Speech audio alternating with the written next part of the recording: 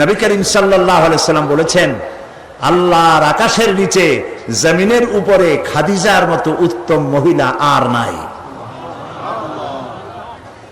হযরত আয়েশা বলেন, নবীজি একদিন এক রাতে আমার কাছে ঘুমানো ছিলেন। আমি ঘুম থেকে জেগে দেখি নবীজি নাই। মনে মনে চিন্তা করলাম কোথায় গেলেন, বোধহয় অন্য কোনো স্ত্রীর ঘরে গেছেন। আমি চুপিসারে খোঁজ নিতে লাগলাম, কোনো ঘরে খবর পেলাম না। পরে দেখতে পেলাম রিয়াদুল জান্নার ভিতরে বসে নবীজি দুই হাত উঁচু করে কি যেন বলেন আর কান্দেন। আমি পিছনে গিয়ে হাত তুললাম, শুনতে পেলাম নবীজি মুনাজাত করতে করতে এক পর্যায়ে গিয়ে বলছেন, রব্বুল আলামিন, কিয়ামতের ময়দানে যেদিন বাপ তার সন্তান হারায় ফেলবে, মা তার সন্তান হারিয়ে ফেলবে, সন্তান মায়ের চিনবে না, ওই দিন ওই কঠিন হাসরের ময়দানে আমি যেন আমার খাদিজারে হারায় না যাই। মুনাজাত শেষে হযরত আয়েশা বলছেন, ইয়া রাসূলুল্লাহ, এই একটা বুড়ির বিয়ে করছিলেন, 25 বছর বয়সে 40 বছরের বুড়ি। এই বুড়ির কথা এখনো আপনার মনে জাগে? এর থেকে ভালো কুমারী মেয়ে তো আপনি বিবাহ করেছেন। নবীজির মুখখানা মলিন হয়ে গেল। আল্লাহর নবী বলেন, আয়েশা, খাদিজা সম্পর্কে এমন কথা জীবনে কোনোদিন তুমি আমার সামনে আর এরকম বলো না। কারণ হলো তোমরা সবাই আমার সুদিনের স্ত্রী, আর খাদিজা আমার এমন সময়ের স্ত্রী যখন মক্কা নগরীতে মুহাম্মদের পা রাখার জায়গা ছিল না। সমস্ত সম্পদ উজাড় করে দিয়েছে আমার জন্য, ইসলামের জন্য। না খেয়ে থেকেছে রাতের পর রাত, দিনের পর দিন। আরবের সব থেকে ধনশালিনী নারী সমস্ত সম্পদ উজাড় করে দিয়েছেন আল্লাহর দ্বীনের জন্য। হযরত আয়েশা বলেন, আমাদের ঘরের ভিতরে তেমন গোশত রান্না বান্না খুবই কম হতো। আধপেটা অনাহারে অর্ধাহারে আমাদের দিন চলতো। যেদিন কোনো ভাগ্যক্রমে কোনো গোশত আসতো অথবা কোনো ছাগল দুম্বা জবাও হতো, নবীজি গোশতগুলি ভাগ করে স্ত্রীদের ঘরে ঘরে দিয়া নিজে একটা পটলার ভিতরে কয়েক টুকরা গোশত নিয়ে মদিনার রাস্তায় ঘুরে বেড়াতেন। খাদিজার কোনো বান্ধবী পাওয়া যায় নাকি? খাদিজার কোনো আত্মীয়া, কোন বান্ধবী পাওয়া যায় নাকি?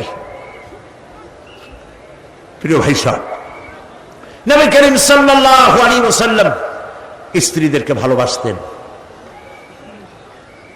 হাদিস থেকে শোনাচ্ছি, হযরত আয়েশা কুমারী মেয়ে, তাকে বিয়ে করেছেন নবী করিম সাল্লাল্লাহু আলাইহি ওয়াসাল্লাম। গভীর রাত, চাঁদনি রাত, আধো আধো জ্যোৎস্না প্লাবিত রাত। নবীজি বলছেন, আয়েশা চলো আমরা একটু পায়চারি করে আসি। মরুভূমির ভিতরে গিয়ে বললেন, ওই যে একটা জিনিস দেখা যায়, চলো তো দৌড় মারি, কে আগে যায় দেখা যায়। বিশ্বনবী স্ত্রীর মনোরঞ্জনের জন্য দৌড় প্রতিযোগিতা করতেছেন, তাও সুবহানাল্লাহ কইতে ইচ্ছে করে না। দৌড়াইয়া হযরত আয়েশা রাদিয়াল্লাহু তাআলা আনহা তিনি আগে চলে গেলেন, রাসূলুল্লাহ পিছনে পড়ে গেলেন। হযরত আয়েশা খুব আনন্দ করলেন, দেখলেন আপনি কিন্তু দৌড়ে আমার সাথে পারলেন না। বাস এর কয়েক বছর পর আরেকদিন এইভাবে দৌড়ের প্রতিযোগিতা হলো রাতের বেলায়। আজকে হযরত আয়েশা বলছেন, ওই দিনের তুলনায় আমার শরীরটা স্থূল হয়ে গেছে, আমি একটু মুটিয়ে গেছি। দৌড়াইয়া আমি পিছনে পড়ে গেলাম, রাসূল আগে উঠে গেলেন। আমি হাঁপাতে হাঁপাতে যখন নবীজির কাছে গিয়ে দাঁড়িয়েছি, রাসূলুল্লাহ তাবাসসুম মুস্কি হেসে আমার দিকে তাকিয়ে বলছেন, আয়েশা, ওই সেই দিনের প্রতিশোধ আজ নিলাম।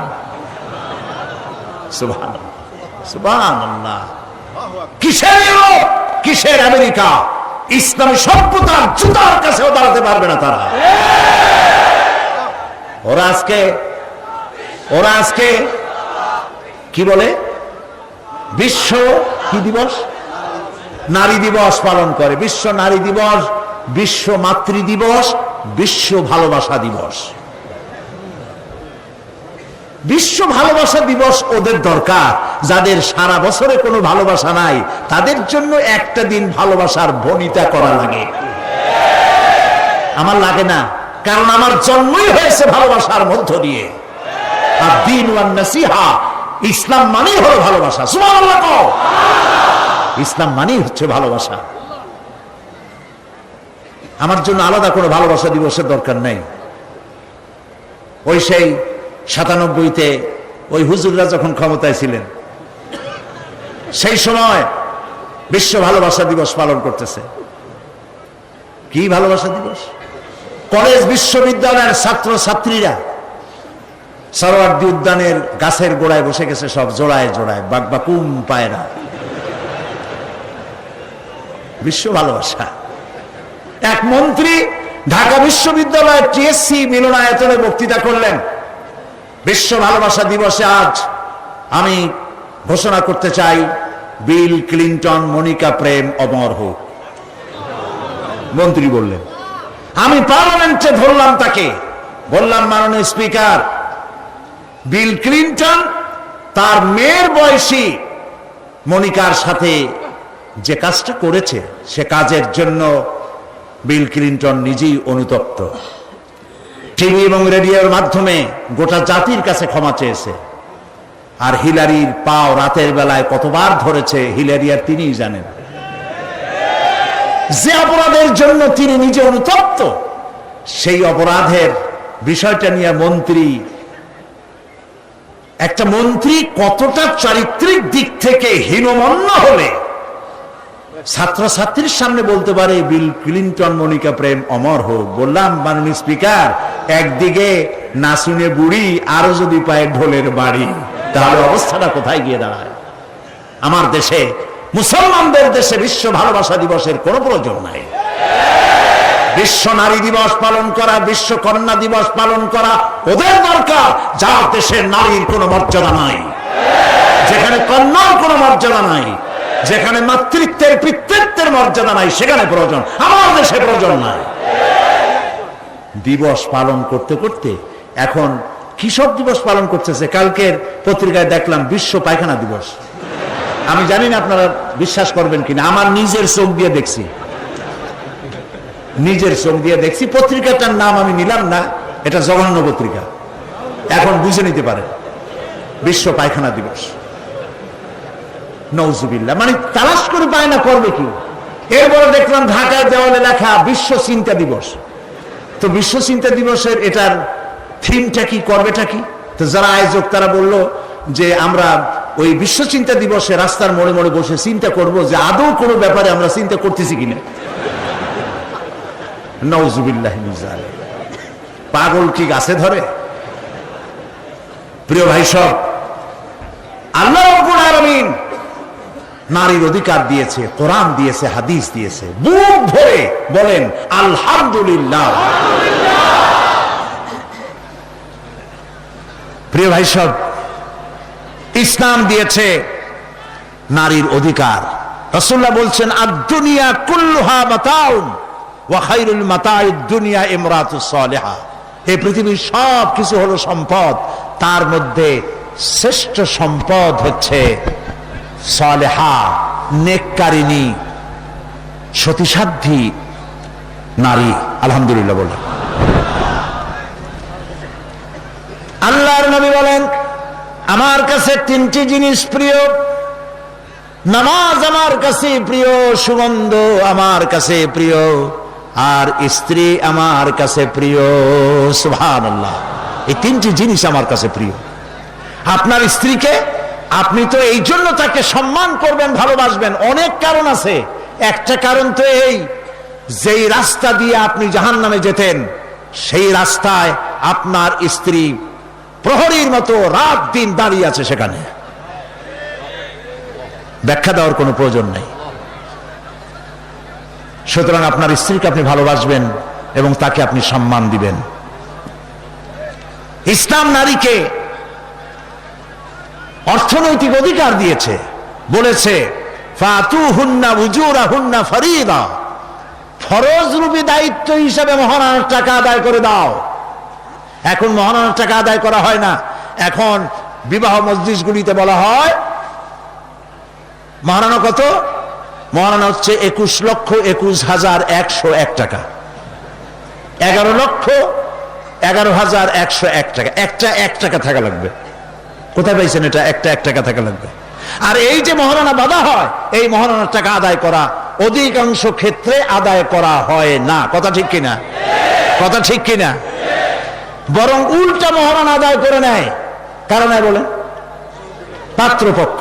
পাত্রপক্ষ মহারণা আদায় করে নেওয়ার সময় আদায় করার জন্য ঘটক, এগুলোর কি বলে? ঘটক। কোন কোন এলাকায় এদেরকে উচ্চনাক বলা হয়।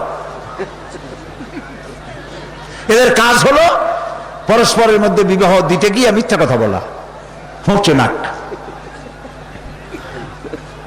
তো এরা বলে যে অমুকের ছেলে অমুকের মেয়ের বিবাহ হবে, ছেলেকে দিতে হবে কি? ছেলেকে দিতে হবে ল্যান্ড ক্রুইজার, ছেলেকে দিতে হবে গুলশানে বাড়ি, 10 লক্ষ টাকা ক্যাশ, মঙ্গল গ্রহে অফিস। বলে ছেলে লেখাপড়া জানে কি? কলেজের বারান্দা দিয়ে কয়েকদিন ঘুরে টুরে আসছে, গলায় সোনার সেন্টেনও আছে, মাথায় ভাল্লুকের মতো চুলও আছে। এরপরে এইভাবে করে এক অপাত্রে মেয়েদেরকে দেওয়ার ব্যবস্থা হয় টাকা পয়সার বিনিময়। মহারানাটা ওরা নিয়ে গেল। বিবাহে যদি উপহার দেয় শ্বশুর, শ্বশুর পক্ষ, পাত্র কি বলে কন্যা পক্ষ, পাত্রপক্ষকে যদি সোনা দেয়, দানা দেয়, টাকা দেয়, সব জায়েজ আছে, সুন্নত। কিন্তু চাইয়া নেওয়া যাবে না, দাবি করে নেওয়া, ডিমান্ড করে নেওয়ার নামই হলো যৌতুক। এটার নাম কি? চট্টগ্রামে কি বলে? যৌতুক। এই যৌতুক হলো শ্বশুরের সাথে এক প্রকারের কৌতুক। এইভাবে করে চাইয়া টাকা আদায় করা হারাম। চাইয়া টাকা আদায় করা কি? আজকের এই বিশাল তাফসীর ও কোরআন মাহফিলে আমি জানতে চাই যে এই যাদের ছেলে আজ পর্যন্ত বিয়ে দেন নাই, বিবাহ দিতে গিয়ে কন্যা পক্ষের কাছ থেকে হারাম চাইয়া যৌতুক আদায় করে ছেলে বিয়ে দিবেন না, এই রকমের লোক ওয়াদা করতে পারবেন না? মনে করবেন এই কথা যে আল্লাহ মাহফিলে আজকে আসলাম কেন? আচ্ছা দেখি তো, যারা ছেলে বিয়ে দেন নাই তারা ওয়াদা করবেন এই কথা বলে যে আমার ছেলে বিবাহ দিতে গিয়ে যৌতুক এক পয়সাও, 1 থেকে নিয়ে 1000 কোটি যা হোক, যৌতুক চাইবো না, বিনা যৌতুকে ছেলে বিবাহ দেব। কারা কারা দেবেন? ছেলেওয়ালারা হাত তোলেন তো। ও মাশাআল্লাহ, বাচ্চা পোলাপান হাত উঠেছি কি কামে? তোমরা তো মা ভাও নাই এখন। হাত নামান। জি, ভবিষ্যতে হাত নামান, হাত নামান। আলহামদুলিল্লাহ বলেন।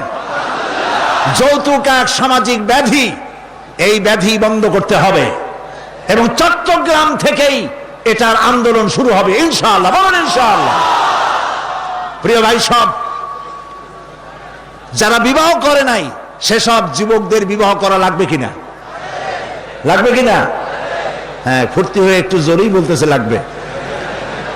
এই বিবাহ করতে গেলে শ্বশুর যদি ঘড়ি দেয় বলবা আলহামদুলিল্লাহ, যদি শেরওয়ানি দেয় আলহামদুলিল্লাহ, যদি কিছু না দেয় নাউজুবিল্লাহ, নাকি?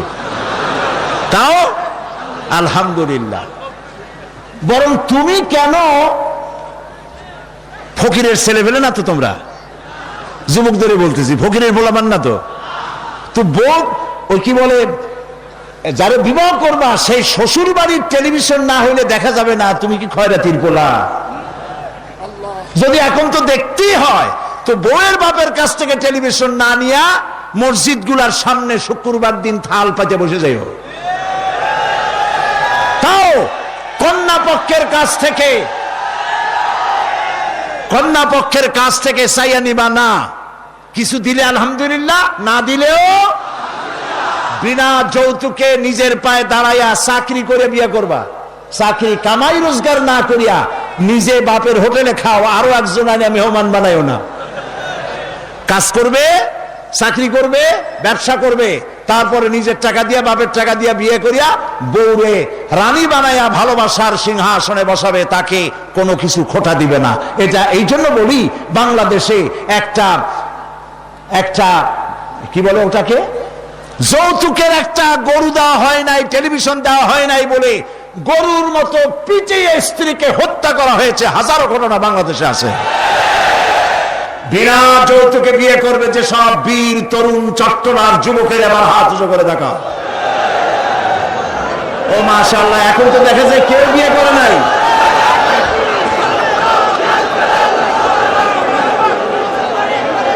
আচ্ছা, হাত নামান, হাত নামান, আলহামদুলিল্লাহ বলেন, হাত নামান। এই যে ভাই, আমি কিন্তু বুঝতে পারি দাঁড়াইছেন কেন, কোমর ব্যথা করতেছে বোধহয়। বসেন, কোমর ব্যথা আল্লাহ ভালো বানাই দেবেন, জোরে কোন আমিন। আরে ভাই বসতে বলছি, বসেন। কোমর ব্যথা হলে তো আমারও করবে, আমি তো বসা। বসেন, সবাই বসেন। প্রিয় ভাই সব, তাহলে একটি বড় রকমের অপরাধ থেকে চট্টগ্রামকে মুক্ত করার জন্য আন্দোলন শুরু করা হলো, বলেন আলহামদুলিল্লাহ। প্রিয় ভাই সব, আল্লাহ তাআলা এই নারী যখন বিবাহ হলো, আল্লাহ তাআলা তাকে অধিকার দিলেন, শিক্ষার অধিকার, লেখাপড়ার অধিকার, পড়ার অধিকার, সব অধিকার দিলেন। এরপরে দিলেন তাকে মা বানায় দিলেন। কদিন পরে কি হয়ে গেল? মা হয়ে গেল। সুবহানাল্লাহ। এখন কিন্তু ইজ্জত আরো বাড়লো, মা হওয়ার পর ইজ্জত কি হইল? আরো বেড়ে গেল। আল্লাহর নবীর কাছে প্রশ্ন করা হয়েছে, এক সাহাবী এসে বলছেন, সালা রাজুলুন ইয়া রাসূলুল্লাহ মান আহাক্কুন নাস বিহুসনি সাহাবাতি ক্বালা উম্মুক ক্বালা সুম্মা মান ক্বালা উম্মুক ক্বালা সুম্মা মান ক্বালা উম্মুক ক্বালা সুম্মা মান ক্বালা আবুক। সুবহানাল্লাহ। একজন এসে নবীজির কাছে প্রশ্ন করলেন, ইয়া রাসূলুল্লাহ, মানুষের ভিতরে আমি কার যত্ন করব, কার খেদমত করব, কার সাথে ভালো ব্যবহার করব, আমার কাছে সব থেকে ভালো ব্যবহার কে পেতে পারে? নবীজি বললেন, তোমার মা। সাহাবী প্রশ্ন করলেন, তারপরে কে? রাসূলুল্লাহ বললেন, তোমার মা। তারপরে কে? তোমার মা। তারপরে কে? তোমার পিতা। পিতার চাইতে মায়ের মর্যাদা আল্লাহ পাক কয় গুণ বাড়ালেন? সবাই বলেন কয় গুণ? 3 গুণ আল্লাহ বাড়ায় দিলেন। আল্লাহ রাব্বুল আলামিন কোরআনের কারীমের ভিতরে বলেছেন, ওয়াকাদা রাব্বুকা আল্লা তা'বুদু ইল্লা ইয়াহু ওয়া বিল ওয়ালিদাইনি ইহসানা। তোমার রবের পক্ষ থেকে চূড়ান্ত ফয়সালা হয়েছে যে আল্লাহর ইবাদত করার পর মা বাপের ইহসান করবে। সুবহানাল্লাহ। আর আমার দেশের লোকেরা কি বলে, কি করে? লক্ষ্য করতেছেন আপনারা? আল্লাহ বলেন কি আর বান্দারা করে কি? আল্লাহ বলছেন মা বাপের খেদমত করো। আমার ইবাদতের পরে আল্লাহর পরেই স্থান কার? চিল্লায় বলেন।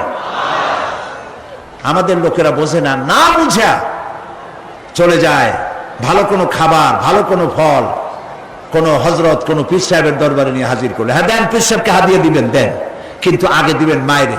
আপনার কাছে, সন্তানের কাছে সব থেকে বড় পীর হচ্ছে মা। বলেন সব থেকে বড় পীর কে? মা আর বাবা। মা আর এই দুজন হচ্ছে আপনার কাছে সব থেকে বড় পীর। পীর সাহেবের দোয়া কবুল হবে কি হবে না, আলেম সাহেবের দোয়া কবুল হবে কি হবে না, সন্দেহ আছে। 50-50, দোয়া কবুল হইলেও হইতে পারে, না হইলেও না হইতে পারে। কিন্তু মা বাপ যদি দোয়া করে, আল্লাহর দরবারে দোয়া মঞ্জুর হয়ে যায়, 100% দোয়া কবুল হয়ে যায়। সুবহানাল্লাহ বলে। প্রিয় ভাই সব, আল্লাহ রাব্বুল আলামিনের নবী বলেন, মা বাবা যখন দোয়া করে সন্তানের জন্যে, যখন দোয়া করে, বন্দুক দিয়া গুলি করলে সেই গুলি তার লক্ষ্য বস্তুর কাছে যেতে যত না দেরি হয়, মা বাপের দোয়া বা বদদোয়া আল্লাহর দরবারের থেকে দ্রুত গতিতে চলে যায়। মাকে খাওয়াও। বুড়া মা আছে না? বলেন আছে না? মা যখন বুড়া হয়ে যায়, বউয়ের কথা মতো সন্তান মায়ের সাথে খারাপ ব্যবহার করে, মুখ মলিন করে থাকে, কথা বলে না, আর মনে মনে বলে, প্রকাশ্য বলে, অনেকের সামনে বলে, বুড়ি মরে না কেন? নাউজুবিল্লাহ। বলেন নাউজুবিল্লাহ। তুমি কারে মরতে বলো? কারে মরতে বলো? তোমার মা তোমার যখন অসুখ হয়েছে, যত্ন করেছি, বুকের সাথে আগলায় ধরেছে, সারা রাত শেয়ারে বসে বসে, বিদ্যুৎ ছিল না ঘরে, কেরোসিনের ল্যাম্প জ্বালায়া, চেরাগ জ্বালায়া কোরআন শরীফ তেলাওয়াত করেছে। আর শেষ রাতি দুইখানা হাত রব্বুল আলামিনের দরবারে তুলে দিয়ে কেঁদেছে, রব্বুল আলামিন আমার বাঁচাধনকে আমার জীবনের বিনিময় আল্লাহ তুমি বাঁচাইয়া দাও। যে মা বললেন আমার জীবনের বিনিময় আমার ছেলে তুমি বাঁচাও, মেয়েরে বাঁচাও, সেই ছেলে বড় হইয়া বইয়ের পাগল হইয়া বলে বুড়ি মরে না কেন। নাউজুবিল্লাহ, নাউজুবিল্লাহ। মাকে সম্মান করুন, মাকে ভালোবাসুন। আল্লাহ রাব্বুল আলামিন বলেন ওয়াওয়াসাইনাল ইনসানা বিওয়ালিদাইহি ইহসানা হামালাতুহু উম্মুহু কুরহা ওয়া ওয়াদাআতুহু কুরহা ওয়া হামলুহু ওয়া ফিসালুহু 30 শাহরা। আমি সমগ্র মানব গোষ্ঠীকে উপদেশ দিচ্ছি, তোমরা তোমাদের ওসিয়ত করছি, তোমরা তোমাদের মা বাপকে সম্মান করো। তোমার মা তোমাকে গর্ভধারণ করেছে অত্যন্ত কষ্টের সাথে, ডেলিভারি করেছে অত্যন্ত কষ্টের সাথে, আর 30টা মাস বুকের দুধ দিয়ে তোমারে মানুষ করছে। সুবহানাল্লাহ, সুবহানাল্লাহ। প্রিয় ভাই সব, মা বাপ যদি হাত তোলে, চোখ দিয়া পানি পড়ে, দোয়া কবুল হয়ে যাবে। সুবহানাল্লাহ। এই যে হযরত বাইজিদ বুস্তামি রহমতুল্লাহ আলাইহির এই দরগায় আপনারা যান, হযরত বাইজিদ বুস্তামি যখন ছোট্ট ছিলেন, তার মা অসুস্থ, গভীর রাত্রে মা জেগে বলছে বাবা আমি তো পানির পিপাসায় শেষ হয়ে যাচ্ছি, একটু পানি পান করাও। বাচ্চা দেখলেন ঘরের মধ্যে পানি নাই, বাইরে কোথা থেকে পানি জোগাড় করলেন, এসে দেখেন মা ঘুমায় গেছে। শীতের রাত, বাচ্চা দাঁড়ায় আছে পানি নিয়ে। ফজরের সময় মায়ের ঘুম ভেঙেছে, তাকিয়ে দেখে বাইজিদ দাঁড়ানো। বাইজিদ তুমি দাঁড়ানো কেন, কাঁদতেছো কেন? ছেলে বলছে মা আপনি পানি চাইছিলেন। তা পানি চাইছিলাম, তা কি হয়েছে? তা আমি তো ঘরে পানি পাই নাই, দূরে গিয়ে পানি আনছি, আনি দেখে আপনি ঘুমাই গেছেন, আমার উঠাও নাই কেন? আপনার ঘুমের ক্ষতি হবে। তা তুমি নিজে ঘুমাও নাই কেন? এই জন্য যে আপনি জায়গায় যদি আবার পানি চান আর সময় মতো না দিতে পারি, তাহলে তো আপনার কষ্ট হবে। সেই জন্য মা আমি দাঁড়ায় রয়েছি, আপনি পানি খাবেন, সেই পানি নিয়ে। বাইজিদের মা হযরত বাইজিদকে বিছানার উপরে আরাম করে শোয়াই দিয়া উযু করে নিজে নামাজ পড়লেন। নামাজ আদায় করে দুইখানা হাত আল্লাহর দরবারে তুলে ধরে বলেন রব্বুল আলামিন আমি বাইজিদের মা, আমার ছোট্ট বাইজিদ আমার জন্য যে কষ্ট করেছে আজ, তার এই কষ্ট দেখে আমার কলিজা ঠান্ডা হয়ে গেছে। আমি মা হয়ে আমার বাইজিদের জন্য দোয়া করি রব্বুল আলামিন আমার বাইজিদকে তুমি সুলতানুল আরিফিন বানায়া দাও। দোয়া মঞ্জুর হয়েছে না হয় নাই? সুবহানাল্লাহ। প্রিয় ভাই সব, এই জন্য মা বাপকে সম্মান করতে হবে, মহব্বত করতে হবে এবং তাদের জন্য দোয়া করতে হবে। দোয়াটা আল্লাহ শিখাই দিয়েছেন। এমনকি মা বাবার সামনে চোখ মোটা করে কথা বলবে না, চোখ মোটা করে মা বাবার সামনে কথা বলবে না। আল্লাহ ইচ্ছা করলে চোখ অন্ধ করে দিতে পারেন। পীরের সামনে যত গিয়ে মহব্বত করে ঘাড় কাট করে বসো, তোমার বড়পুর, তোমার মা, তোমার বাবা, তাদেরকে শ্রদ্ধা করো, সম্মান করো, কলজা দিয়ে মহব্বত করো। মা বাপকে একটা কথা বিশ্বাস করুন, মনে রাখেন, মা বাপকে যে যত বেশি সম্মান করবে, মহব্বত করবে, মর্যাদা দেবে, তার জীবনে সম্মানের আর রুজির কোনো অভাব হবে না, হবে না, হবে না। আল্লাহ তাআলা বাড়ায় দেবেন। সুবহানাল্লাহ। আল্লাহ দোয়া শিখাই দিচ্ছেন বান্দারে, মা বাবার সামনে শক্ত করে কথা কইস না, ওয়াকুল লাহুমা কাওলান কারীমা, মা বাবার সাথে সম্মান সূচক কথা বলো আর আমার কাছে দোয়া করো। কি বলে? আল্লাহ রাব্বুল আলামিন দোয়া শিখাই দিচ্ছেন, রব্বিরহামহুমা কামা রাব্বায়ানি সাগীরা। সবাই পড়েন রব্বিরহামহুমা কামা রাব্বায়ানি সাগীরা। আবার পড়েন রব্বিরহামহুমা কামা রাব্বায়ানি সাগীরা। আল্লাহ তাআলা শিখাই দিলেন বান্দারে দোয়া কর, আয় আমার রব, আমার মা বাপ আমাকে যেমন ছোটবেলায় স্নেহ করে লালন পালন করেছে, মাবুদ গো তুমি আমার মা বাপকে সেইভাবে তোমার রহমত করে লালন পালন করো। আল্লাহ দোয়া শিখাই দিচ্ছেন।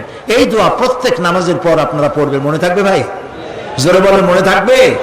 আল্লাহ যেন আমাদেরকে মনে রাখান, আমরা বলি আমিন। প্রিয় ভাই সব, মা হিসাবে আল্লাহ তাআলা এই মর্যাদা বৃদ্ধি করে দিলেন। নারীর তিনটা স্তর বললাম, কন্যা, বধূ, মাতা। তিন স্তরে ইসলাম যে মর্যাদা দিয়েছে, এর থেকে বেশি মর্যাদা পৃথিবীতে কেউ দিতে পারে নাই। এখন এই নারীদেরকে যাদের এত মর্যাদা আল্লাহ দিলেন, মর্যাদা তো এত বাড়াই দিলেন, সন্তানের জান্নাত মায়ের পায়ের তলে ঢুকাই দিলেন। সুবহানাল্লাহ বলেন, সুবহানাল্লাহ বলবেন না? মেয়ে লোকের মায়ের পায়ের তলে তার সন্তানের বেহেশত আল্লাহ ঢুকাই দিলেন। সম্মান করো, মর্যাদা করো। যারা মা বাবার সাথে বেয়াদবি করছো, আজকের রাতে মায়ের কাছে গিয়ে, বাপের কাছে গিয়ে পাও দুটো জড়ায় ধরো আর বলো, আব্বা আম্মা আমি তো ভুল করছি, বেয়াদবি করছি, বুঝি নাই, আল্লাহর রাস্তায় আমারে মাফ করে দেন। মাফ করে দেবে না? দিবে। মা বাবার চাইতে সন্তানের জন্য কল্যাণকামী কে আছে? বল কথা মতো, খবরদার কখনো মা বাবার সাথে নাফরমানি করবেন না। মনে থাকবে? মনে থাকবে? আল্লাহ তাআলা মনে রাখার তৌফিক দিক, আমরা বলি আমিন। প্রিয় ভাই সব, এই নারীকে সম্মান দিয়ে আল্লাহ তাআলা বলেছেন নারীরা যেন পর্দায় থাকে। কুল্লিল মুমিনাতি ইয়াগুদুদনা মিন আবসারিহিন, মেয়ে লোকদেরকে বলা হয়েছে, মুমিনা নারী তোমরা তোমাদের চক্ষুকে পর পুরুষ থেকে নিম্নগামী করে রাখো। ওয়াহফাজনা ফুরুজাহুন্না, আর তোমাদের যৌনাঙ্গ সমূহ এগুলিকে তোমরা হেফাজতে রাখো, এগুলি লজ্জাস্থান সমূহ হেফাজতে রাখো, যা মানুষকে দেখিও না। ওয়াকারনা ফি বুয়ুতিকুন্না ওয়ালা তাবাররাজনা তাবাররুজাল জাহিলিয়াতিল উলা, আর তোমরা তোমাদের ঘরের মধ্যে থাকো। ওই জাহিলিয়াতের যুগে যে ধরনের সাজসজ্জা করে রাস্তায় বেরোতো, ঠাক ঠমক করতো, রূপচর্চা করতো মানুষের সামনে, পরপুরুষের সামনে, জাহিলি যুগের মতো তোমরা বেরিও না। কে বলতেছেন? আল্লাহ বলতেছেন, আল্লাহ পাক বলছেন ওয়াকারনা ফি বুয়ুতিকুন্না, ঘরের মধ্যে থাকো। এই ঘরের মধ্যে থাকার অর্থ কিন্তু এই নয় যে ঘরের মধ্যে পড়ে থাকো, লেখাপড়া করো না, চাকরি বাকরি করো না, এটা কিন্তু নয়। বরং নবী করিম সাল্লাল্লাহু আলাইহি সাল্লামের যুগে মহিলা সাহাবীরা ব্যবসা করেছেন। কেউ আতরের ব্যবসা করেছেন, কেউ ফলের ব্যবসা করেছেন, কেউ খেজুরের ব্যবসা করেছেন, এবং এই মহিলারা নার্সের দায়িত্ব পালন করেছেন। যুদ্ধাহত সৈন্যদেরকে নার্সিং করেছেন, যুদ্ধের ময়দানেও তারা কাজ করেছেন। কাজী ঘরের মধ্যে থাকো, তার অর্থ হলো ঘরের মধ্যে যে পরিবেশটা থাকে পর্দার পরিবেশ, যখন বাইরে যাবে তখনও এই পর্দার পরিবেশটা নিয়ে যাবে। যখন বাইরে যাবে বোরখাটা পরে যাইও, বোরখাটা পরলে ওইটা একটা ঘরের মতো, বোরখার দরজাও আছে, জানালাও আছে, আছে না? যেখানে সুযোগ আছে জানলা খুলে দেন, মুখের কাপড়টা উঠায় দেখেন যেখানে সুযোগ আছে, আর যেখানে সুযোগ নাই জানলা বন্ধ করে দেন, ঠিক না? এই বোরখা পরতে বলা হয়েছে, বোরখা পরে চলবেন। এই বোরখাটা একটা নিয়ামত।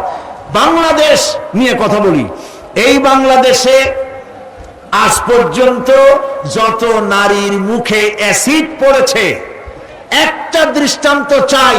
আপনারা বলেন আমাকে যে বোরখা পরা একটা মেয়ে লোকের মুখে অ্যাসিড পড়েছে, প্রমাণ দেন। পারবেন প্রমাণ দিতে? পারবেন? কেন পারবেন না বলেন? কারণটা কি? কারণ হলো এই, মেয়ে লোকটা যখন বোরখা পরলো সে আল্লাহর হুকুম পালন করলো। কার হুকুম পালন করেছে? আর তখন আল্লাহর দায়িত্ব হয়েছে নারীর সতীত্বের এবং তার শরীরের হেফাজতের দায়িত্ব নেওয়া। এই জন্য বোরখা পরা নারীর মুখে অ্যাসিড পড়ে না।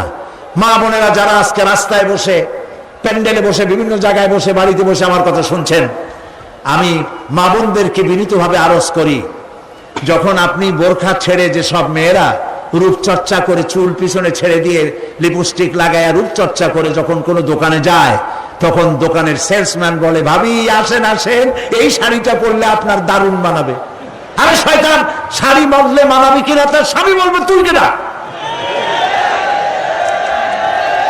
এখন দোকানদার যদি ভাবি বলে তাতে কি মর্যাদা বাড়ে? বাড়ে না।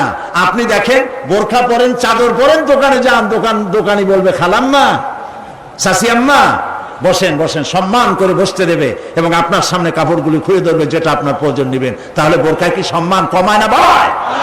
কমায় না বাড়ায়?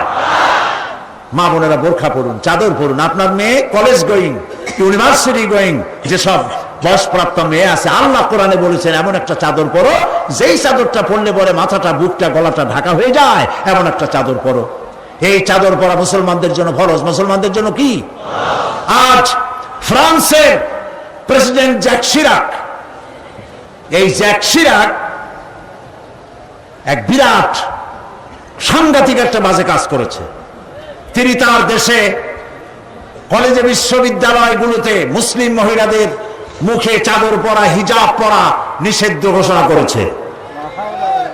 আমরা আজকে চট্টগ্রাম তাফসীরুল কুরআন মাহফিলের লক্ষ লক্ষ মানুষের উপস্থিতিতে বাংলাদেশের কণ্ঠ বাতাসে মিশিয়ে দিচ্ছি। পত্রিকার মাধ্যমে যদি সাংবাদিকরা পৌঁছাতে পারেন ভালোই হবে। অনেক ভালো ভালো সাংবাদিক আছে যারা মাহফিল এখানের মধ্যে সীমাবদ্ধ থাকে না, তাদের লেখার মাধ্যমে এই চট্টগ্রাম তাফসীরের মাহফিল ছড়িয়ে যায় গোটা বাংলাদেশ তথা বিশ্বের বিভিন্ন জায়গায়। ওই সব সাংবাদিকদেরকে ধন্যবাদ জানাই আর প্রাণ খুলে দোয়া করি, আল্লাহ এদের কলমকে আরো শানিত বানিয়ে দাও। আপনারা আমাদের কথা লেখেন।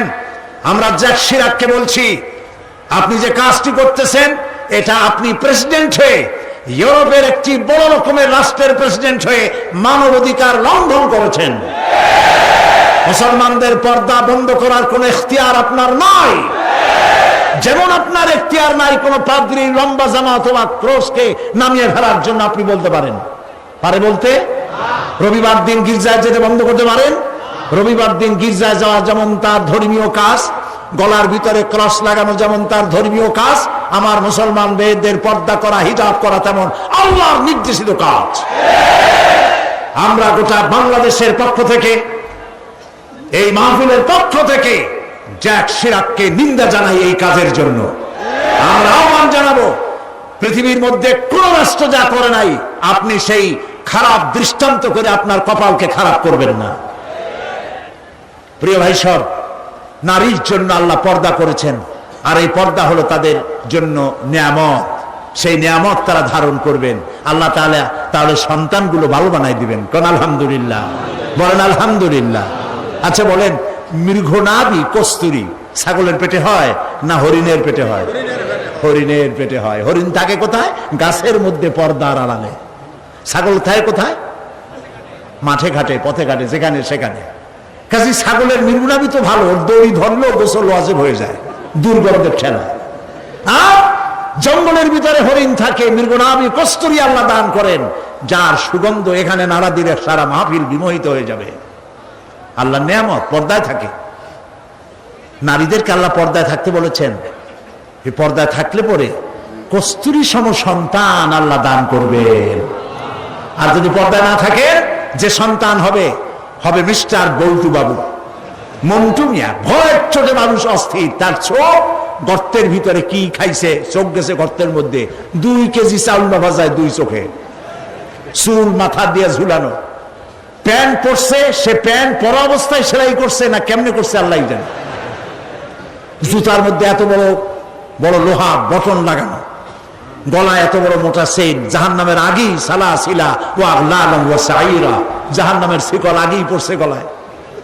রাস্তায় মানুষে দেখে আর বাপ বাপ করে পলাইতে থাকে, বলতে থাকে আল্লাহ এই শয়তানের গজব দাও, এই শয়তানের যে মায় পেটে রাখছে তার কলেরা দাও, ওর বাপের বসন্ত দাও।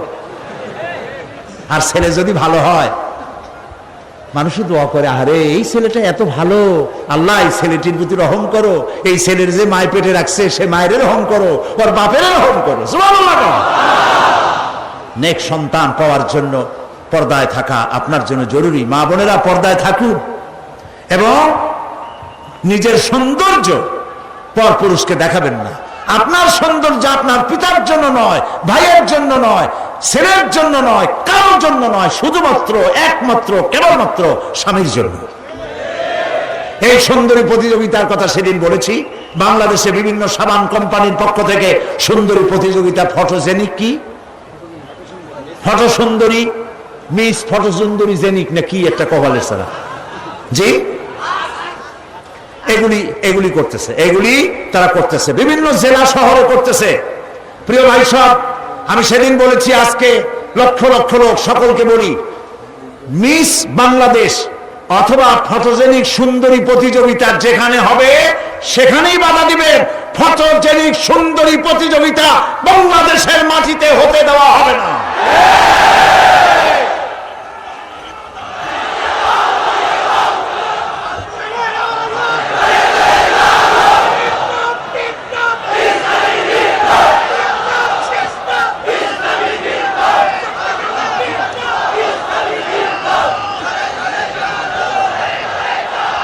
তারা একটু একটু করে আগাচ্ছে, আমরা সহ্য করি কদ্দূর দেখাচ্ছে। আপনারা যদি কথা না বলেন তাহলে এরপর মিস বাংলাদেশ শুরু হবে। মিস বাংলাদেশ এখনো করতে পারে নাই, সাহস পায় নাই, এখন ছোট্ট ছোট্ট করে করতেছে, এরপর মিস বাংলাদেশ করবে। নির্লজ্জ যারা নারীর সৌন্দর্য প্রতিযোগিতা যারা করে, যারা বিচারক, নারীর সৌন্দর্যের শরীরের অঙ্গ প্রত্যঙ্গের মাপ নিয়ে সৌন্দর্যের বিচার যারা করে, শয়তানের চাইতে নিকৃষ্টতা, লম্পট, লজ্জা। আমাদের দেশকে কোন অবস্থাতেই আমরা অশ্লীলতার পথে ধাবিত হতে দিতে পারি না। আমি সেদিনও বলেছি, এই স্রোত তাড়াতে গিয়ে যুবকদেরকে জেনার দিকে আকৃষ্ট করা হচ্ছে। একটা সাইনবোর্ড লাগাইছে, যৌন রোগে টেনশন নাই, কি জানি লইলে, হ্যাঁ নাউজুবিল্লাহ বলেন। এটা কেমন কথা? আপনি লিখবেন এইডস রোগ হচ্ছে মরণ ব্যাধি, ধর্মীয় অনুশাসন মানলে পরে এইডস রোগ থেকে বাঁচা যায়। এটা দেখুন, যে লিখেছেন, যে ব্যক্তি লিখেছে এই স্লোগান, যার মাথায় আসছে সে নিশ্চয়ই চরিত্রবান না লম্পট। লিখেছে এই যৌন রোগে, বলেন না কি মুখস্থ, যৌন রোগে রেহাই নাই, কন্ডম লইলে টেনশন নাই, তার মানে কন্ডম নিয়ে জেনা করো। আমি সব জায়গায় বলে এসেছি, চট্টগ্রামের পুলিশ কমিশনার, চট্টগ্রামের ডিসি, আপনারা এই সাইনবোর্ড ভাঙেন। আপনারা যদি এই সাইনবোর্ড না ভাঙেন, আমি জনগণকে বলবো, জনগণ এই এক্সের সাইনবোর্ডকে ভেঙে গুড়িয়ে দাও।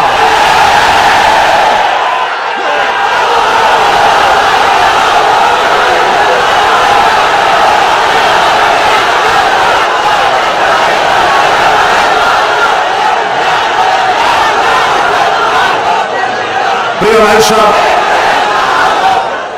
আমরা কখনো আইন হাতে নিতে চাই না, কিন্তু আমার জাতি চরিত্র ধ্বংস হলে আমরা বসে থাকবো না। আমরা কথা বলবো, আমরা আমাদের বিবেককে কারো কাছে বিক্রি করি নাই। কথা বলবো পার্লামেন্টে, সিংহের মতো গর্জন করব ময়দানে, জীবন দিয়ে দিয়ে আল্লাহর কোরআনকে প্রতিষ্ঠা করবো ইনশাআল্লাহ।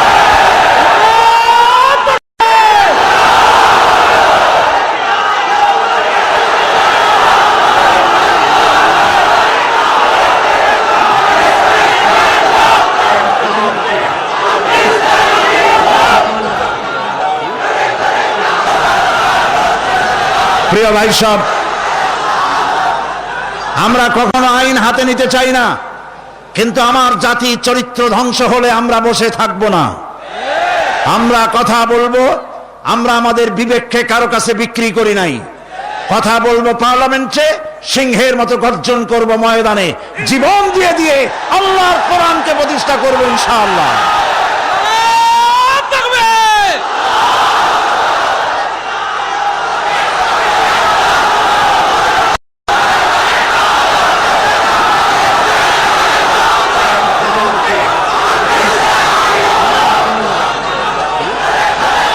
প্রিয় ভাই সব, বসুন। সুতরাং নারীকে পর্দায় থাকতে হবে এবং এই পর্দার আচরণ করতে হবে। মহিলাদের কর্মসংস্থানের বিষয়টাও ইসলাম পরিষ্কার বলে দিয়েছে। মেয়েরা কাজ করতে পারবে, কোনো অসুবিধা নাই, চাকরি করবে, লেখাপড়া করবে। নবী করিম সাল্লাল্লাহু আলাইহি ওয়াসাল্লামের স্ত্রী আমাদের মা হযরত আয়েশা রাদিয়াল্লাহু তাআলা আনহা হাজার হাজার সাহাবীদের উস্তাদ ছিলেন, হাদিস শিখিয়েছেন, ফিকহ শিখিয়েছেন, সুবহানাল্লাহ বলো, কোরআন শিখিয়েছেন, যুদ্ধের ময়দানে প্রধান সেনাপতিত্বের দায়িত্ব পালন করেছেন পর্দার ভেতরে থেকেই। সুতরাং আমাদের মাতৃজাতি, আমাদের নারী সমাজ লেখাপড়া করতে পারবেন, চাকরি করতে পারবেন, সব পারবেন, তবে একটি কাজ হলে তাদের চাকরিগুলি নিরাপদ হয়।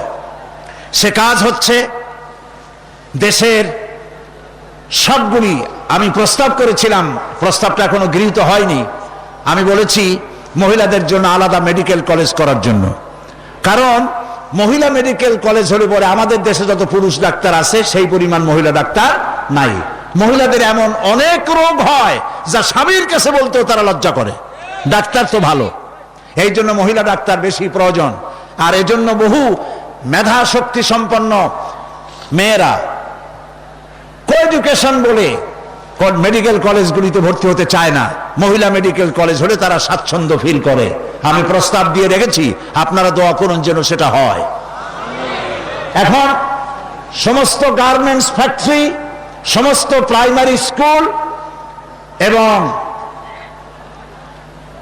হসপিটালের মহিলা হসপিটাল, মহিলা ক্লিনিক ইত্যাদি এগুলি যদি মহিলাদের দায়িত্বে দিয়ে দেওয়া হয় তাহলে মহিলারা নিরাপদে চাকরি করতে পারেন। বিশেষ করে সমস্ত প্রাইমারি স্কুলগুলি মাস্টার, পুরুষ মাস্টারদেরকে অন্যত্র কাজ দিয়া সমস্ত প্রাইমারি স্কুলগুলি যদি মহিলাদের হাতে ছেড়ে দেওয়া হয়, মহিলা শিক্ষয়িত্রীদের কাছে, তাহলে ছেলেরাও মায়ের মতো আদর পায়া শিখবে আর মায়েরাও নিরাপদে সতীত্ব সম্ভ্রম বজায় রেখে তারা চাকরি করতে পারবে। এরকম একটি চিন্তা চলছে, আপনারা দোয়া করেন যেন আল্লাহ তাআলা এই ব্যবস্থা করে দেন। প্রিয় ভাই সব, আর একটি কথা, এখানে একটি মসজিদ আছে কোথাও, কাদিয়ানীদের একটা মসজিদ। কোন জায়গায় নাম বলেন? আহমদিয়া চকবাজার।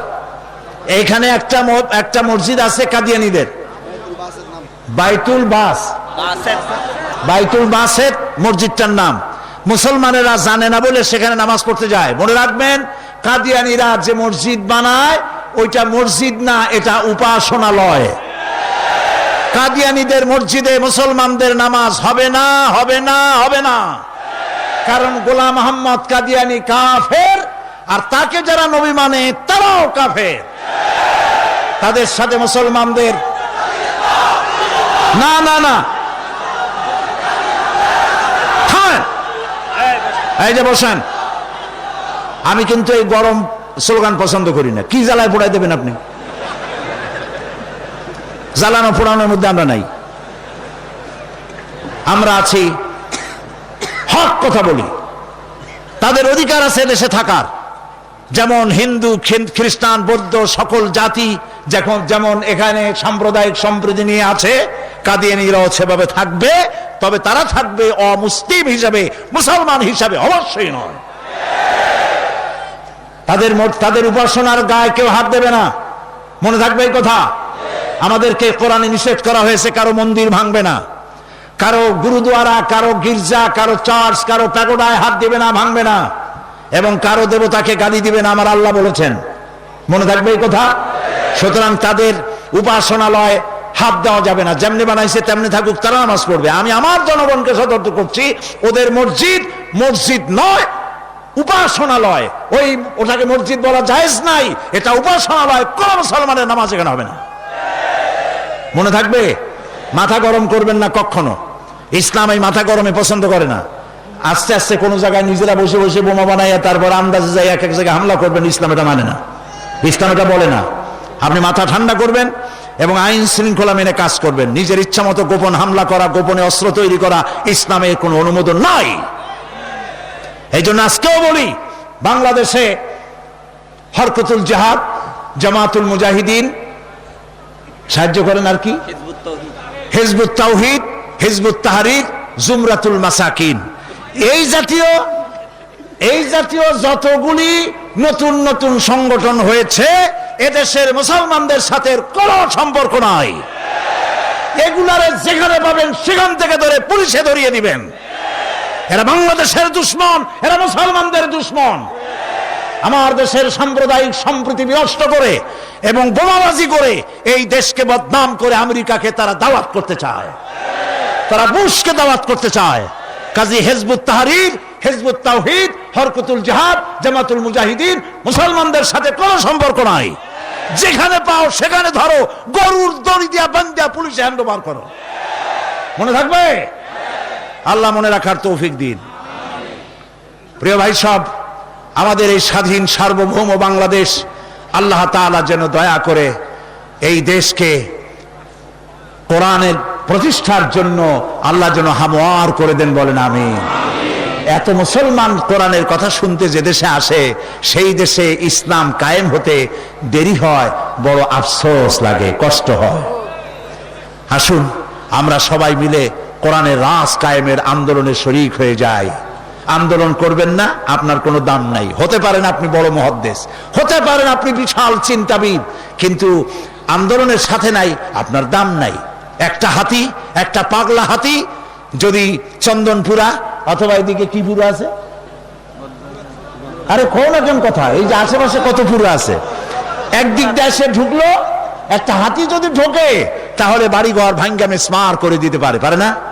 কিন্তু হাতি যতই পাগলা হোক, যতই বন্য হোক, যতই শক্তিশালী হোক, একটা রেজিমেন্টের সামনে একটা হাতি কিচ্ছু না। আন্দোলন হচ্ছে রেজিমেন্ট, আন্দোলনে শরীক হও। কোরআন প্রতিষ্ঠা করতে যারা জীবন বাজি রেখে সামনে চলে এসেছে, সেই লাইনে সামিল হয়ে যাও। প্রিয় ভাই সাহেব, আজকে আর আমি কথা বাড়াবো না, কারণ অনেক দূর যেতে হবে। বাংলাদেশের বিভিন্ন জেলা থেকে লোকেরা এসেছেন, আমি 10টার মধ্যেই শেষ করতে চাই। সেই জন্য দালানো ভাইয়ের এবার বসেন, কাঙ্ক্ষিত মোনাজাতের দিকে এগিয়ে যাচ্ছি। দোয়া কবুল হবে ইনশাআল্লাহ, বলি ইনশাআল্লাহ। এত লক্ষ লক্ষ লোকের চোখের পানি এবং তাদের আকুতি আল্লাহ ফেরত দিবেন না ইনশাআল্লাহ, বলি ইনশাআল্লাহ। আজকে কয়জন? আজকে 13 জন ইসলাম কবুল করার জন্য চলে এসেছে। বলো লা ইলাহা ইল্লাল্লাহু মুহাম্মাদুর রাসূলুল্লাহ। আল্লাহ ছাড়া কোনো ইলাহ নাই, মাবুদ নাই, উপাস্য নাই।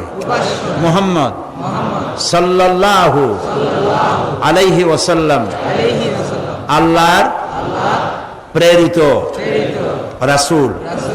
আশহাদু আন লা ইলাহা, একটু জোরে বলো, লা ইলাহা ইল্লাল্লাহু ওয়াহদাহু লা শারীকা লাহু ওয়া আশহাদু আন্না মুহাম্মাদান আবদুহু ওয়া রাসূলুহু। আমি সাক্ষ্য দিচ্ছি আল্লাহ ছাড়া কোনো ইলাহ নাই, মাবুদ নাই, উপাস্য নাই। তিনি এক, তিনি একক, তার কোনো অংশীদার নাই। আমি সাক্ষ্য দিচ্ছি মুহাম্মদ সাল্লাল্লাহু আলাইহি ওয়াসাল্লাম আল্লাহর বান্দা এবং তার প্রেরিত রাসূল। তোমরা সবাই এদিকে ফিরে বলো আসসালামু আলাইকুম।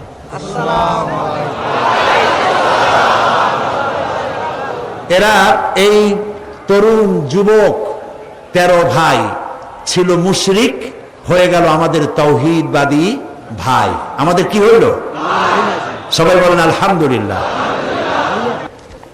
মহিলারা ভেতরে কালেমা উচ্চারণ করেছেন, আর আমি এই বিশাল লক্ষ লক্ষ জনতার পক্ষ থেকে এই 13 মর্দ মোমেন যারা এখন আমাদের তাওহীদবাদী ইসলামী ভাই, আমি তাদেরকে বুকে আলিঙ্গন করে নিচ্ছি।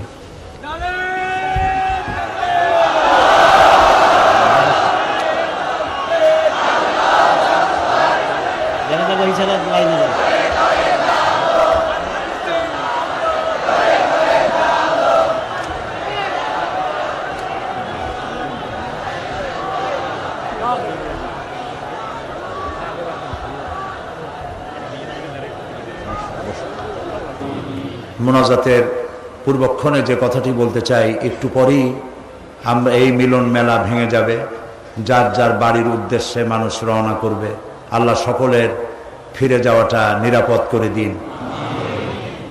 আমি আপনাদেরকে অনুরোধ করব যে ওয়াজ শোনার, তাফসীর শোনার যে মন আমাদের আছে, সেই পরিমাণ নামাজের মন নাই।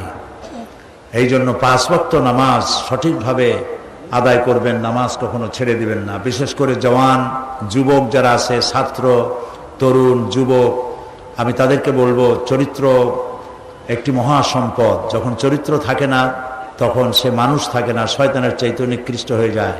আমি সমস্ত তরুণ যুবকদেরকে, যাদেরকে আমি আমার চোখের সামনে দেখতে পাচ্ছি, এই মাহফিলে 2% যদি বৃদ্ধ মানুষ থাকে, 98% তরুণ যুবকে ভরা এই মাহফিল।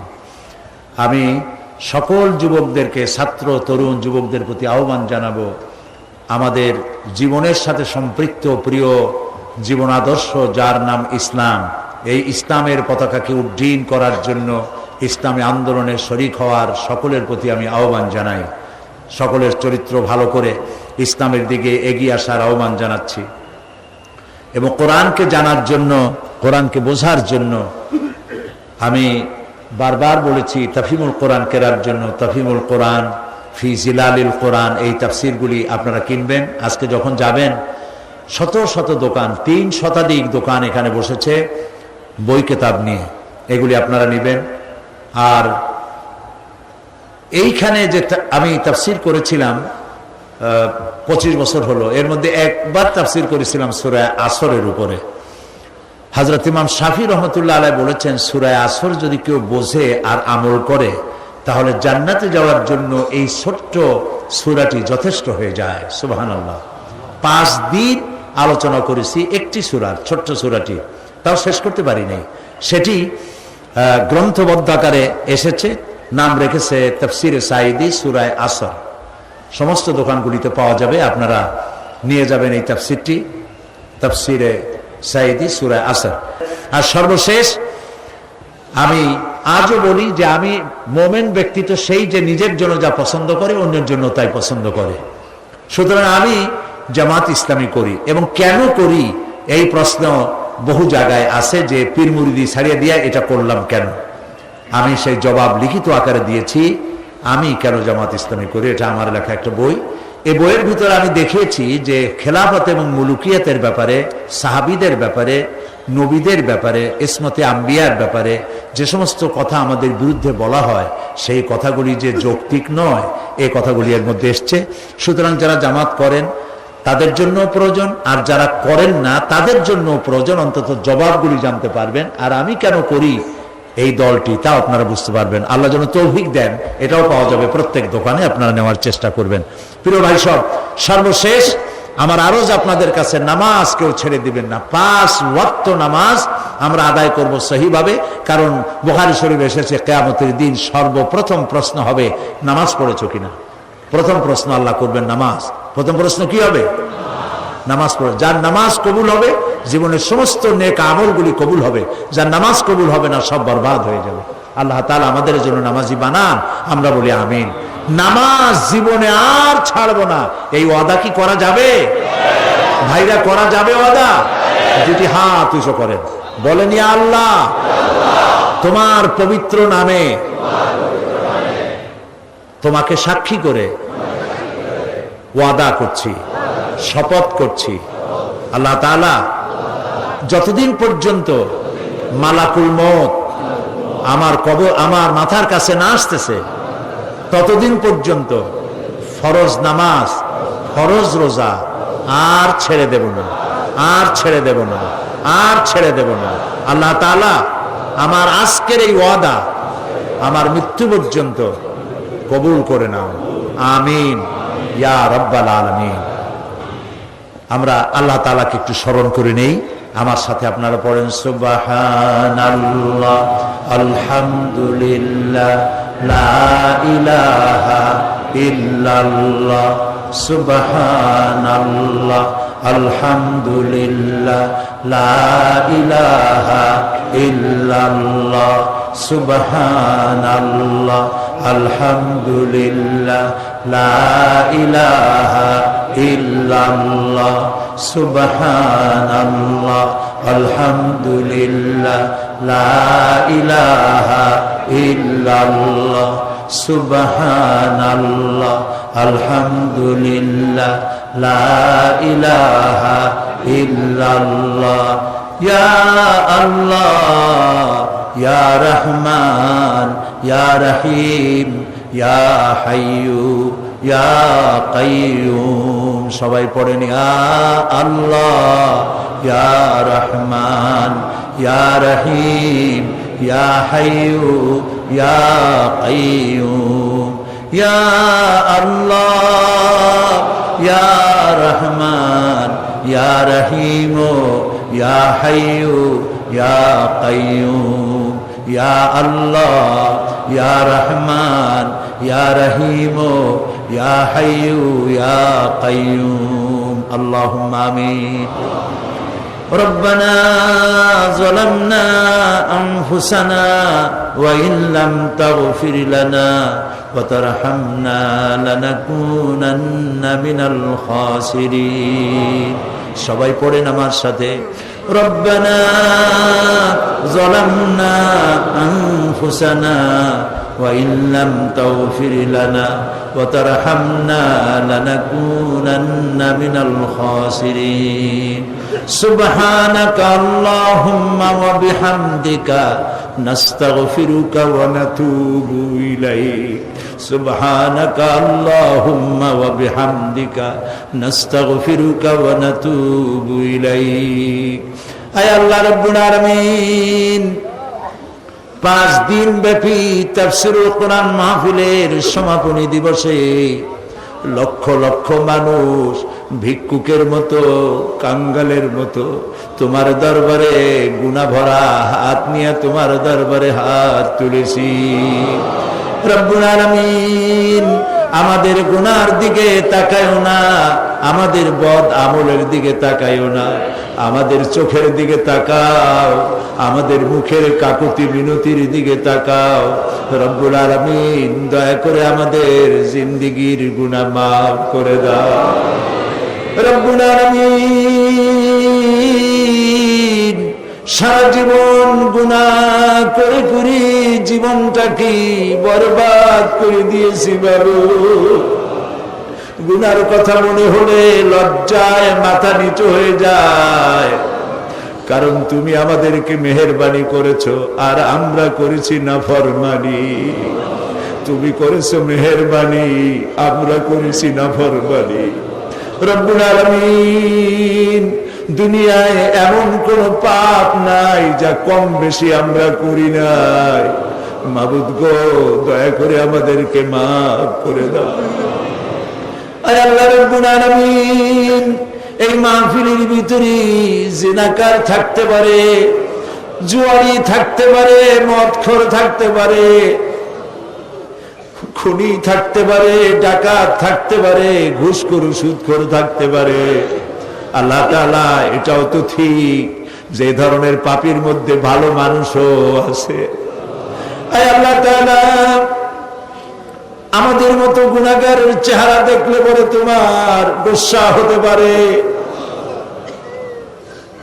সেজন্য তুমি তোমার নেক বান্দাদের যাদেরকে পছন্দ হয় আল্লাহ তুমি দয়া করে আজ সকলের মধ্যে আমাদের মতো খারাপ মানুষগুলিও চালাইয়া না রব্বুল আলামিন আমরা জানি ধান বিক্রি করতে গেলে ধানের সাথে তুষগুলিও বিক্রি হয়ে যায় চিটা বিক্রি হয়ে যায় বেগুনগুলি তরকারিগুলি বিক্রি করতে গিয়া পোকা বেগুনগুলিও বিক্রি হয়ে যায় মাবুদ গো আজ এই মাহফিলের ভিতরে গুনাহগার আমরা যারা আছি ভালো মানুষগুলোর সাথে আমাদেরকেও চালাইয়া না রব্বুল আলামিন এই মুহূর্তে মনে পড়ে গেল আমাদের জনম দুঃখিনী মা আব্বার কথা মনে পড়ে গেল আজ আর কেউ নাম ধরে ডাকে না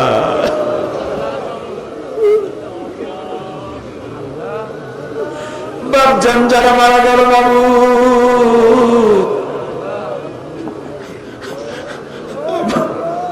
আব্বার কবর থেকে আব্বাকে জান্নাতুল ফেরদাউস নসিব করে দাও বাবু আমাদের মানুষ বানাবার জন্য কত কষ্ট করেছেন আল্লাহ তাআলা ধান বিক্রি করে সুপারি বিক্রি করে নারকেল বিক্রি করে বই কিতাব কিনে দিছে আল্লাহ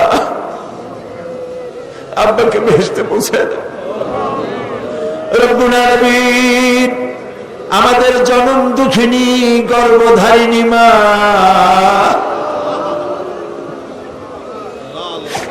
একটা অক্ষর মা সারা দুনিয়ার মধু ডুবাই দিছো বাবা তুমি রব্বুল আলামিন আলামিন মা যারা হারাইছে আল্লাহ মায়ের কবরটাকে জান্নাত বানাইয়া দাও আল্লাহ গো। মা আমাদের যাদের বেঁচে আছে সুস্থ রাখো, ভালো রাখো, খেদমত করার তৌফিক দাও আল্লাহ। কোরআন হাদিসে যা পড়ছি সেই অনুপাতে মা বাবার খেদমত করতে পারি নাই, মাফ করে দিও আমাদেরকে বাবু আল্লাহ। আমাদের মা বাবা যাদের বেঁচে আছে পরনির্ভর যেন হয় না, সুস্থ থাকতে ইমানের সাথে নিয়ে নিও বাবু রব্বুল আলামিন। আমাদের দাদা দাদি নানা নানি শ্বশুর শাশুড়ি আত্মীয় স্বজন যারা দুনিয়া থেকে বিদায় হয়ে গেছে মাবুদ, তুমি যদি শাস্তি দাও কেউ ঠেকাইতে পারবে না, আর তুমি যদি রহম করো কৈফিয়ত কারো কাছে দেওয়া লাগবে না আল্লাহ, তুমি তাদেরকে মাফ করে দাও রব্বুল আলামিন। আজকে দোয়া করি আমরা যখন স্বাধীন বাংলাদেশের বুকে লক্ষ লক্ষ মানুষ একত্রিত হয়ে তোমার কাছে দোয়া করতেছি মাবুদ, এই সময় ইরাকের মুসলমানেরা খাবার পায় না, থাকতেও পারে না। ও আল্লাহ,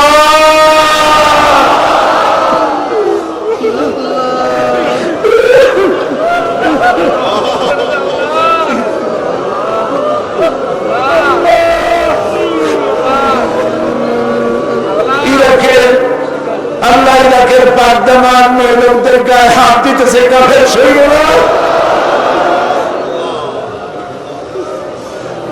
আল্লাহ আমরা গুনাহ করছি ঠিক, তাই বলে তুমি কাফের দিয়ে মারবা আমাদের আল্লাহ।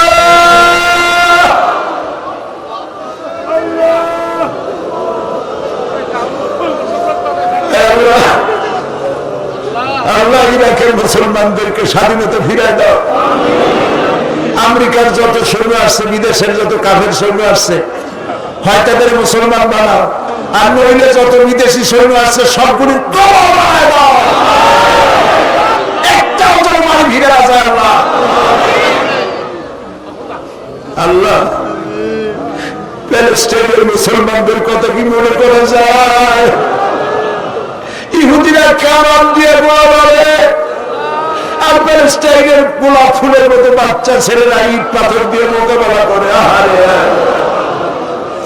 আল্লাহ, প্যালেস্টাইন মুসলমানদের হাতে প্যালেস্টাইন উঠায় দাও রব্বুল আলামিন। কাশ্মীর, চেচনিয়া, বসনিয়া আল্লাহ স্বাধীনতাকামী মুসলমানদেরকে আল্লাহ তুমি দেশ স্বাধীন করে দাও রব্বুল আলামিন। আমাদের প্রিয় জন্মভূমি বাংলাদেশ আল্লাহ তাআলা এই দেশের উপর রহমত নাজিল করো। সন্ত্রাসের জ্বালায়, অপহরণকারীদের জ্বালায় দেশটা বদনাম করে ফেলাইলো। মানুষ বড় আশা করে ভোট দিছিল বাবু, খাইয়া না খাইয়া ভোট দিছিল বাবু। আল্লাহ এই সন্ত্রাসী গুলা দেশটার ইজ্জত মারল। যাদেরকে হাইজ্যাক করে নিয়ে গেছে, কিডন্যাপ করে নিয়ে গেছে, তার বউর অবস্থা কি, তার ছেলেমেয়ের অবস্থা কি বাবু?